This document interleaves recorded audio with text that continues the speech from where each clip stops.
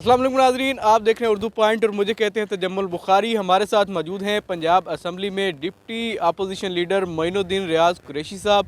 उनसे बात करते हैं और जानने की कोशिश करते हैं। तो कुरैशी साहब, ये बताइएगा कि वज़ीर आला पंजाब मरियम नवाज़ साहबा ने अपने दो जो अरकान पंजाब असम्बली हैं उन्हें शो का नोटिस भेजे हैं। दूसरी जानब उन्होंने पंजाब पुलिस के जो एहलकार थे उनसे मुलाकात करके माफ़ी मांग ली है।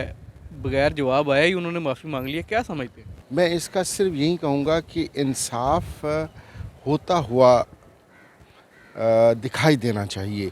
ये जो शो कॉज नोटिस भेजना, ये जो अपना मीडिया पर आकर बड़े बड़े बयान दे देना, ये सिर्फ़ और सिर्फ एक सोशल मीडिया गिमिक है, नथिंग मोर दैन दैट। मेरा ज़ाती ख़्याल है ये नोटिस भेजना, ये सब सिर्फ़ और सिर्फ लोगों की आंखों में धूल झोंकने वाली बात है। अच्छा, आपको नहीं लगता कि उन्होंने जल्दबाजी कर दिया? एक तरफ का मौक़िफ़ सुन के उन्होंने पुलिस वालों से जो है वो माज़रत कर ली और गुड जेस्चर समझते हैं आप इसको, या क्या समझते हैं? बिल्कुल, ये इसका हक़ाइक़ से कोई ताल्लुक़ नहीं है। आप देखिएगा कि चंद दिनों के अंदर वो जो MP हज़रात हैं दोनों, वो भी असम्बली के अंदर होंगे, और वो जो पुलिस के साहिबान थे, आज तो उन पर सख्ती होगी, आज तो उनके साथ ये प्यार मोहब्बत करेंगे, पर कल आप ख़ुद देखिएगा कि उनके साथ ये बड़े विंडिक्टिव लोग हैं, ये उनके साथ अपना हिसाब पूरा करेंगे। अच्छा, कुरैशी साहब, ये भी बता दें कि बड़ा एक हसास इशू चल रहा है। 6 जजेस साहिबान ने एक लेटर लिख दिया है, तो उससे पहले भी जजेस जो हैं वो मुस्ताफ़ी भी हो चुके हैं इसी एंगल पे, जिस एंगल पे उन्होंने ख़त लिखा है। तो क्या समझते हैं कि मुल्क की जो अदलिया का सिस्टम है वो किस तरफ जा रहा है? देखिए जी,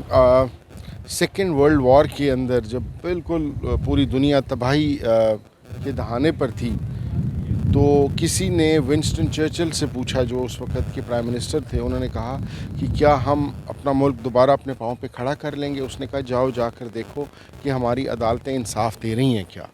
तो सर, इंसाफ जो है, लॉ एंड ऑर्डर का सबसे जो बेस और फंडामेंटल जो उसका है, बुनियाद है, वो है इंसाफ। अब 6 जजेस ने जो ये किया है, जो लेटर लिखा है, दैट शोज़ कि due to pressure on them वो प्रॉपर तरीके से अपना काम नहीं कर सकते।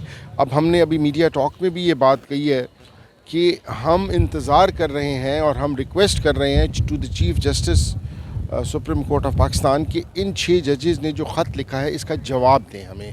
ये तो उनकी कहानी है ना। अब वो चीफ जस्टिस साहब भी, जिनके बारे में उन्होंने ये कहा है, प्रेशराइज़ हो रहे हैं जहाँ से, उनसे जवाब लेकर और आवाम तक ये बात आनी चाहिए। अच्छा कुरैशी साहब, गुज़िश्ता रोज़ आप ATC अदालत गए, वहाँ पे क्या वाक़या पेश आया आपके साथ? हम लोग, मैं थे, मलिक अहमद ख़ान बशर साहब थे हमारे अपोजिशन लीडर, हमारे साथ 2 अदद MPA थे, सरदार सरफराज ख़ान डोगर साहब और महेंद्र पाल साहब एक्स MPA हैं।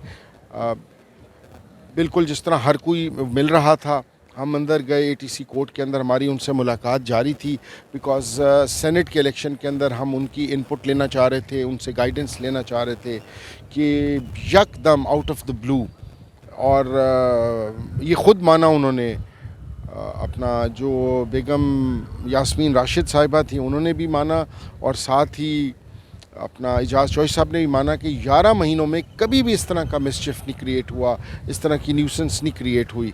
आउट ऑफ द ब्लू जो पुलिस की जो वहाँ पर DSP साहब मौजूद थे, उन्होंने, और SHO साहब मौजूद थे, उन्होंने सब लोगों को मैन हैंडल करना शुरू कर दिया। They were very abusive. उनको बताया गया कि we are member of the parliaments, हम अपोजिशन लीडर हैं, डिप्टी अपोजिशन लीडर हैं। He cared the least. उसने कहा, सब बाहर निकलें, नहीं तो मैं आप लोगों को बख्शी खाने के अंदर कैद कर दूंगा।